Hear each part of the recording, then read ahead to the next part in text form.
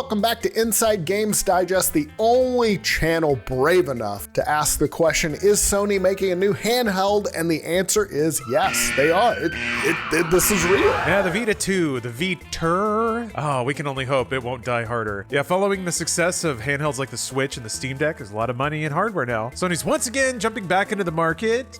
Kind of. It's kind of handheld-ish. They call it that. This came from Insider Gaming's Tom Henderson. He broke the news this week that they're, again, new PlayStation handheld in development. Yeah, but if you don't have a PS5, it probably won't do a whole lot for you. The devil's in the details here. It's codenamed the Q Lite, and it has a lot of questions about Pizzagate and sex trafficking. Just kidding. But no, this is an important point. It will require a PlayStation 5 to run. It's not a cloud streaming device, but it's going to use remote play with the PS5 to run games. They're already selling every PS5 they can make. They have to juice it more? Who knows? It sounds cool though. The device will feature adaptive streaming up to 1080p and 60 FPS. It'll also, of course, require constant connectivity to the internet. Sign of the times. And according to early prototypes, it will apparently basically look a lot like a PS5 controller. It's going to have those adaptive triggers for your haptic feedback. Unlike a regular controller though, it will have a beautiful 8-inch LCD touchscreen in the center. Yeah, and if it's just streaming, it'll probably be really light and have really good battery life. So this could be a good like roaming around the house in the backyard kind of gadget. The device is currently apparently in the QA phase, according to the report. It's reportedly scheduled to be released before the PS5 Pro. That's also rumored to be in development and could potentially release in late 2024. So yeah, but the TLDR, not a standalone handheld like the Switch or the Steam Deck. More, I would call it a peripheral to the PS5. Something, yeah, you can play around the house,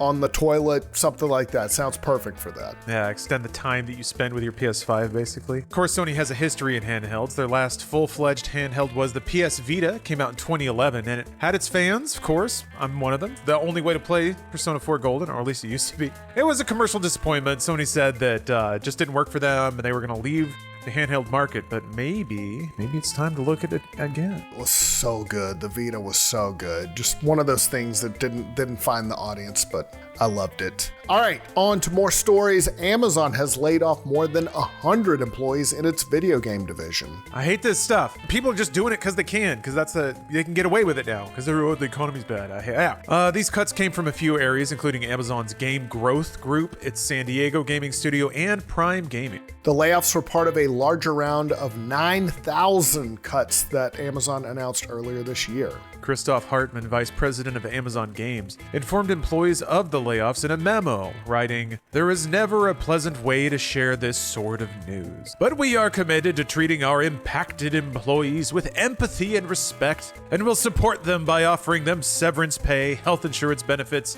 outplacement services, and paid time to conduct their job search." And some staffers were also reassigned to other projects, quote, "that match our strategic focus," he said. Making more money, I guess.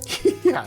Amazon launched its game division in 2013, but it's been a bumpy ride. Not a whole lot of games have actually hit the market from their attempts. Its free-to-play shooter Crucible, released in 2020, that was canceled within a few months. Yeah, it was only out for, I want to say, like 2 weeks. They pulled it back. They said, don't worry about it, we're going to relaunch it, and then that never happened, so. That was so embarrassing. It wasn't bad. I played it. I was like, let's check it out. It wasn't bad. And then they had the MMO New World. That did better, I would say, in 2021. It had a little bit of heat around it. And then, of course, they had the action RPG Lost Ark in February 2022. Amazon's gaming division has also seen some turnover at higher levels, including Mike Franzini, who helped launch Amazon Game Studios. He actually left last March, and just a few months ago, John Smedley, who led their San Diego studio, also left Amazon. It's like Google. They get into this and throw a lot of money at it, and then It's not like any other market. You can't really buy your way into games. It's really interesting. You need the talent, and it's hard to find them. Yeah, it's a unique business. All right, here is a weird one. Monster Energy, as in the drink that you see at the gas station with the it is going after an indie developer for using the word monster in their game. Yeah, this is a weird one. Monster Energy, as seen in Death Stranding prominently. The developers in question here, Glowstick Entertainment, made a game called Dark Deception: Monsters and Mortals that released a few years back. Man, what a title. That's awesome. Yeah, but you know what? It had Monster in there, and Monster Energy's lawyers thought that was a little too close to their energy drink. I guess it's the same word, but that word's everywhere. Yeah, Monster Hunter? Come on. Give me a break, yeah. The studio's CEO, Vincent Livings, blasted Monster Energy on Twitter, calling them a notorious trademark troll, and adding, for a company that likes to target their drinks at gamers, they also like to try to bully and bankrupt game studios with lengthy high-dollar litigation. And Vincent Living said he is going to fight them in court. Cross the wrong dev, baby. Yeah, Monster Energy has done this kind of thing before, which sort of, leads some legitimacy to them being a copyright troll. They previously went after Ubisoft for the game titled Gods and Monsters. As a result, Ubisoft changed the name to Immortals Fenyx Rising, which is a bummer because I can never remember that. I don't know why. Which objectively is a worse title. It's kind of sucks, yeah. I feel bad for him. All right, let's talk about the new Super Mario Brothers movie. It is out, and critics, they don't really like it. Yeah, here we are again. We're just taking this around the block one more time. The critics don't know what the people want. It's currently got a 53% on Rotten Tomatoes and a 47 on Metacritic. That's pretty middle of the road. You walk out of it and you're like, wah. Yeah, but also it's a kid's video game movie. I feel like you need to judge it on a different scale. I don't know. Brian Tallarico of RogerEbert.com wrote that the movie was soulless and feels like ChatGPT produced it after data and imagery from the games were fed into a computer. Ouch. That's harsh, yeah. The Boston Globe said, this isn't a movie, it's a checklist of fan expectations. Others weren't as down on it though. Richard Roper called it a solid kickoff to a new chapter in this enduring multi-platform franchise. I don't know, it bums me out when people say that about a movie. Like, this is the fun start of a whole new universe. And I know in this case it is, but I wish you could just watch a movie and enjoy it without thinking about all the infrastructure. And anyway. Can we not call it a multi-platform franchise either? Now that is soulless. In a review for a movie? Yeah. Yeah. But fans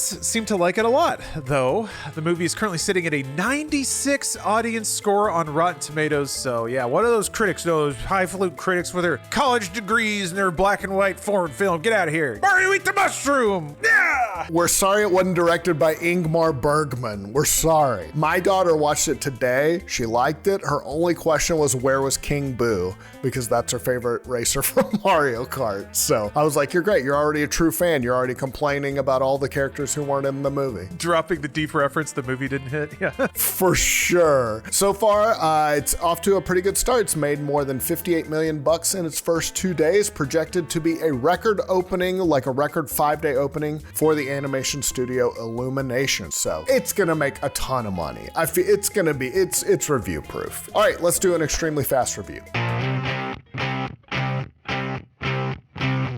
Remember when this dropped? It was just out of the blue. Was it on April Fool's? And they were like, hey, guess what? Sonic the Hedgehog has been murdered. Here's a game about it. Brilliant. Absolutely brilliant. Also, I assume Knuckles did it.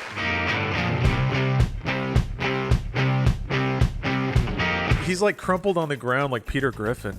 There's a chalk outline, but it's got all these spikes. And it's like on the street. That must have been the coolest meeting at Sega. What's the stupidest thing we could do with Sonic? Well, we could kill him. Oh!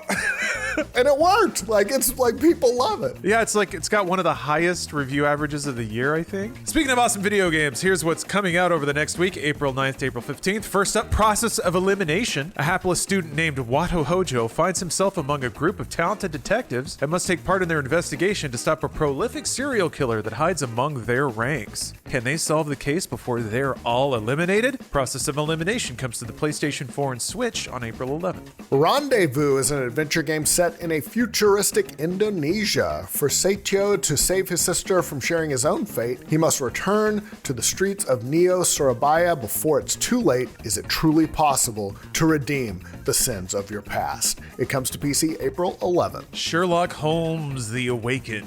Experience a nerve-wracking Lovecraftian adventure rebuilt from the ground up with modern graphics and gameplay. Become Sherlock Holmes and find yourself at the heart of the terrifying Cthulhu mythos as you investigate a series of mysterious disappearances in Europe and the US. Sherlock Holmes The Awakened comes to PlayStation 5, PlayStation 4, Xbox Series X and S, Xbox One, and PC on April 11th. Tron Identity, something has been taken. Enter a new grid and forge alliances via visual novel gameplay, uncovering truths through identity disc puzzles. Make critical decisions and plot your own course in a world without a creator. Comes to Switch and PC April 11th. Good stuff. I really like this game. I feel like it kind of maybe went a little under-acknowledged. Ghostwire Tokyo. Tokyo's population has vanished and deadly supernatural forces prowl the streets. Use an arsenal of elemental abilities to unravel the truth behind the disappearance and save Tokyo. Ghostwire Tokyo finally comes to Xbox Series X and S on April 12th.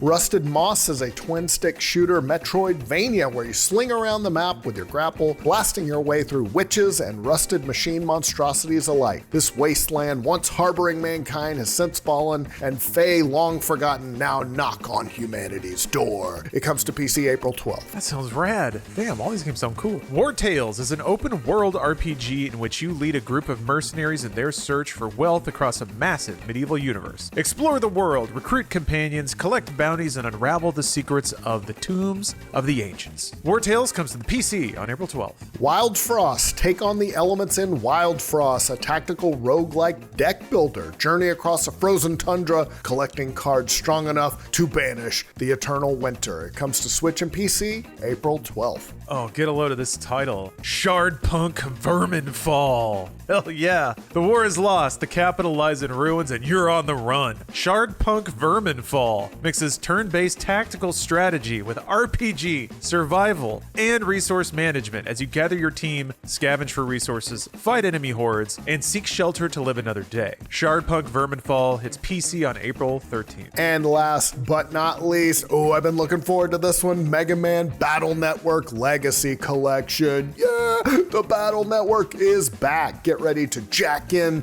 to the net to face off against the deadly enemy programs and electrifying grid-based battles, and search the net for rare and powerful battle chips to build the ultimate deck of special moves. I like how they use the net. It's very 90s, early 2000s. The renowned Mega Man Battle Network series, which is expanded into anime and comics, is back in the Mega Man Battle Network Legacy Collection. This bundle includes 10 action-packed games plus additional features like a gallery of illustrations and music. In addition, online play is supported. Comes to Switch, PS4, and PC April 14th. That is all the news we got for you this week, guys. We hope you're having a great weekend. Thank you to all our Patreon supporters. We'll see you next time.